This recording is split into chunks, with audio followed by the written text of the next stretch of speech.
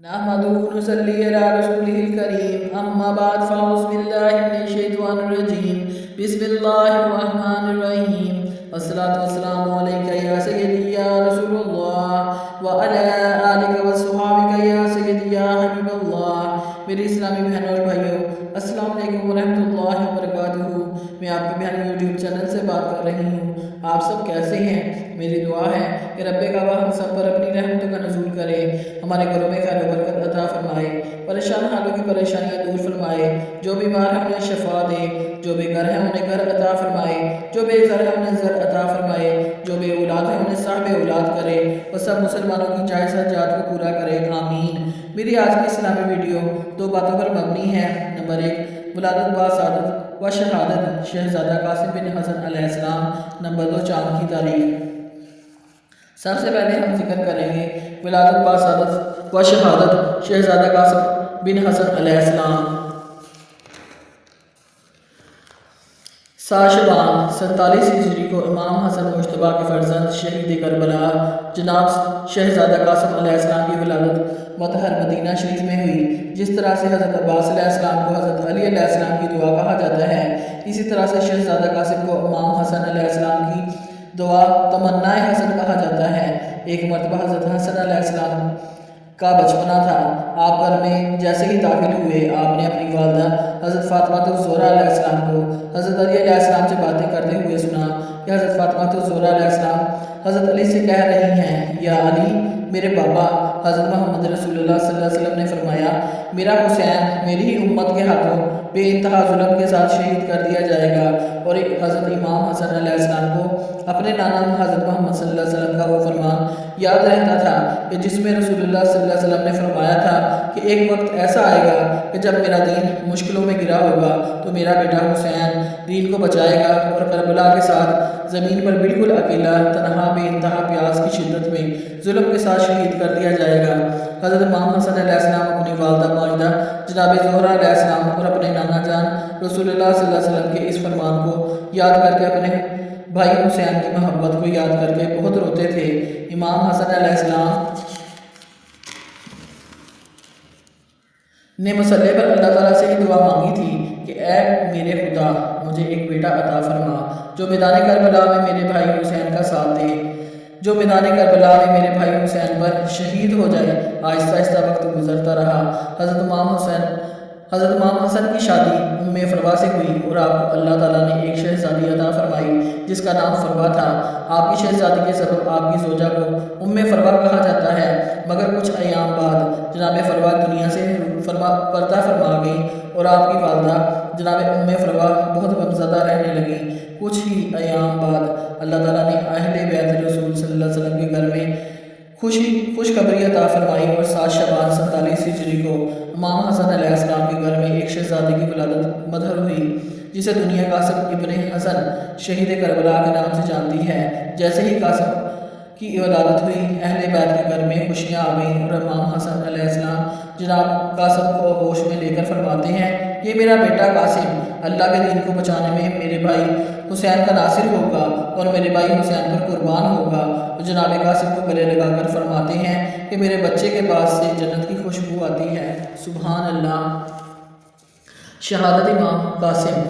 حضرت قاسم بن حسن جب میدان میں جانے لگے تو امام حسین نے کہا کہ تو نہیں جائے گا کیونکہ تو میرے بھائی کی نشانی ہے، میں جاؤں گا۔ حضرت قاسم نے ایک تعویذ کھول کر دیا اور کہا، ابا جی میرے والد نے کہا تھا کہ کبھی بڑی مشکل آ جائے تو یہ تعویذ کھول کر دیکھنا۔ آج بڑی مشکل آئی ہے تو میں نے تعویذ کھولا، یہ دیکھیں کیا لکھا ہے۔ یہ تو رکا ہے، تعویذ نہیں۔ جب کھول کر دیکھا تو اس پر لکھا تھا، قاسم اگر حسین پر کوئی کڑا وقت آ جائے تو بیٹا اس کے آگے آگے رہنا، اگر کڑا وقت میرے بھائی پر آ جائے تو اسے حسن کی کمی محسوس نہ ہونے دینا۔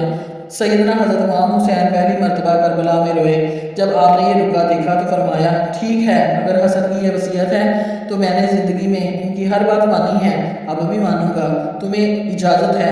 جناب قاسم بن حسن 16 سال کا جوان جب میدان میں نکلے تو تبری سے لے کر علامہ ابو حسنات تک کو پڑھ کے دیکھ لو، 3 दिन की प्यास है, शदीद आजमाइश, दुख तकलीफ़ें हैं। फिर भी पहली मरतबा जब मैदान में गए, वापस आए, 19 लोगों को जहन्नम वासिल करके आए। ये दलेर लोग थे, इनका जिक्र पढ़कर आज भी दलेरी पैदा होती है। दर्जनों कासिम ने कत्ल किए। जब पहली बार आए तो हज़रत इमाम हुसैन से कहने लगे कि चचा, यजीद का लश्कर बड़ा ही बुज़दिल है, अगर चंद कतरे पानी के मेरे हल्क से उतरे तो मैं सारे ही काट कर आ जाऊंगा। लेकिन थोड़ी देर गुजरी, अमर बिन साद कहने लगा, अकेले अकेले जाओगे तो ये सबको मार देगा, ये अली का पोता है, इकट्ठे जाओ। चारों तरफ से तीर बरसे, एक तीर लगा आके गर्दन के पीछे। बस सैयदना कासिम बिन हसन घोड़े से नीचे गिरे तो जनाब ज़ैनब हौसला करके आंसू समेट के कहने लगी, मैं देख रही हूँ पर्दे के पीछे से हुसैन मेरे भाई का बेटा गिर गया है, जा उसे उठा के ला। हज़रत इमाम हुसैन उनको उठा के लाए तो हज़रत इमाम हुसैन ने उन्हें सीने से लगाया हुआ था, तो उनके पैर उनका कद लगता था इमाम हुसैन से ज़्यादा। उन्हें उठा के लाया गया और लटा दिया गया। इमाम हुसैन के अपने बड़े बेटे मैदान में निकलने को आए। अली अकबर नाम है। जिन्होंने नबी पाक सल्लल्लाहु अलैहि वसल्लम को नहीं देखा था तो उनको लोग कहते थे कि अली अकबर का दीदार करो, तशबीह मुस्तफ़ा सल्लल्लाहु अलैहि वसल्लम है। जब वो गलियों में निकलते थे तो औरतें छतों पर चढ़ जाया करती थीं। जनाब अली अकबर तलवार लेकर मैदान में निकले, बड़े लोग मारे, फिर एक तीर इनके गले में भी लगा। जब वो ज़मीन पर गिरे तो इमाम हुसैन दौड़ के आए। जब तशरीफ़ लाए तो उनके गले से तीर खींचा। एक जुमला लिखा है साहब तबरी ने, कहने लगे तीर खींचा तो इमाम हुसैन की आंखों में आंसू आए।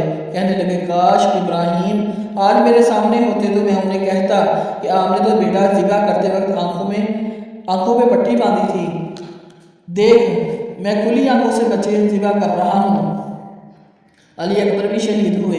हज़रत अली असगर को तो अचानक उठाया था। इमाम हुसैन ने बाहर निकले, गर्दन पे तीर लगा। 6 महीने का बच्चा, वो भी शहीद हुआ। खून उछाला आसमान की तरफ तो क्या कहा, मौला देख ले, मैंने 6 महीने वाला भी नहीं बचाया, वो भी दे दिया है। फिर हज़रत अब्बास को बेटियों ने कहा कि अब पानी के बगैर नहीं रहा जाता। हज़रत अब्बास पानी का मशकीज़ा लेकर बाहर निकले। पहले एक हाथ कटा, फिर दूसरे पर मशकीज़ा, वो भी हाथ कटा, फिर पानी को भर लिया, ला ना सके, फिर गर्दन कटी तो शहीद हुए। बच्चों की भी शहादत हुई। जब इनका लाशा उठाया तो इमाम हुसैन कहने लगे, मौला अब ना हुसैन की कमर कमज़ोर हो गई है। थोड़ी देर गुजरी, इमाम आली मुकाम ने पटखा बांधा, सर पे दस्तार बांधी, मौला अली की तलवार पकड़ी, नबी पाक सल्लल्लाहु अलैहि वसल्लम का इमामा बांधा और घोड़े पे सवार हुए तो कहने लगे, ज़ैनब घर तेरे हवाले और मैं अल्लाह के हवाले। और फिर इमाम हुसैन निकले। रावी कहते हैं कि ये जलवा पहले भी बड़े सोने थे, पर आज जो रंग देखा वो कभी नहीं देखा। क्या अंदाज था, जिधर जाते नारा लगाते तो हद हो जाती। इतने लोग इमाम हुसैन ने काटे, इतने लोग। फिर वापस पलट कर आए और कहने लगे, ज़ैनब ज़रा पर्दे के पीछे से देख तो सही, मेरी बहन, इन बुज़दिलों को की तो जुर्रत ही नहीं हो रही हुसैन के मुकाबले में आने की। एक दूसरे को धक्का देते, तू जा, फिर इकट्ठे वार हुए। फिर चारों जानब से तीर बरसे। इमाम आली मुकाम चूँकि नमाज का वक्त हो गया, घोड़े से उतरे, खून बह रहा था। गर्म तरीन रेत से तयम्मुम किया, सर सजदे में रखा और शिमर आपकी गर्दन काटने लगा तो कहने लगे, ठहर जा, जरा रब से एक बात कर लेने दे।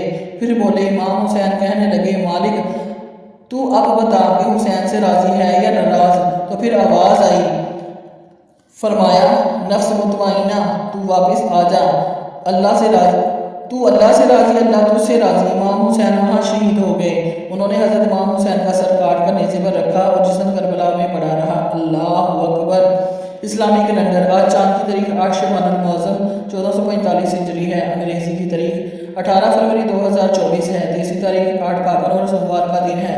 मेरे इस्लामी बहनों और भाइयों, अगर आपको मेरी इस्लामी वीडियो अच्छी लगी हो तो प्लीज़ मेरे चैनल को लाइक और सब्सक्राइब करें और ज़्यादा से ज़्यादा शेयर करें। जज़ाकल्लाह।